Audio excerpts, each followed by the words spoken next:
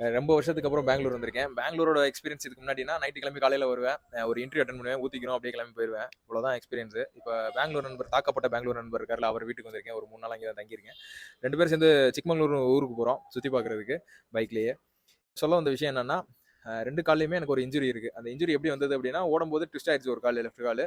Right வந்து blister problem மாரி அந்த நகம் வந்து உரசி, உரசி அந்த வஸ்காபி ஷூல உரசி, உரசி ஒரு நகமே பேந்து எடுத்துக்கிச்சு. இப்ப 2க்கு உண்டான சொல்யூஷன் என்னன்னா, நான் டாக்டர்ட்ட போய் பார்க்கிறது தான். எனக்கு என்னதான் அனுபவம் இருந்தாலும், ஒரு இன்ஜுரி வந்துருச்சுன்னா, நான் டாக்டர்ட்ட போய் பார்க்கணும் நானு. இப்ப உங்களுக்குமே ஒரு இன்ஜுரி இருக்கு அப்படின்னா, கொஞ்சம் மைல்டா இருந்தது கையிலேயே சரி பண்ணிக்கிற முடியும்னு உங்களுக்கே தோணும். சின்னதா இருக்கு அப்படின்னா, அப்போ வந்து இன்ஃப்ளூயன்சர், யூடியூபர் இந்த மாரி சொல்ற ஆள்ட்ட கேட்டு சரி பண்ணுவீங்க. மத்தபடி பெருசா இருக்கு அப்படின்னா டாக்டர்ட்ட போங்க. அதுக்காக பிரைவேட்ல போய் தான் நீங்க பார்க்கணும்னு அவசியம் கிடையாது. ஜிஹெச்ல போனீங்கனாலே ஒரு அல்ட்ராசோனிக் தெரப்பி, இன்ஃப்ராரெட் தெரப்பி இந்த மாரி இதெல்லாம் நல்லாவே அவங்க ஃப்ரீயாவே பண்றாங்க. அத பார்க்காம மேற்கொண்டு மேற்கொண்டு நீங்க ஏதாச்சும் மோட்டிவேஷன் ரீல்ஸ பார்த்து மேற்கொண்டு போட்டு உடம்ப ரப்படி அடிச்சீங்கன்னா, அவ்வளோதான் வாழ்க்கையில அப்புறம் 1 வருஷம் 2 வருஷத்துக்கு ஓட முடியாம பண்ணிரும். ஸோ டாக்டர்ட்ட போய் பார்த்து அத சரி பண்ணுங்க.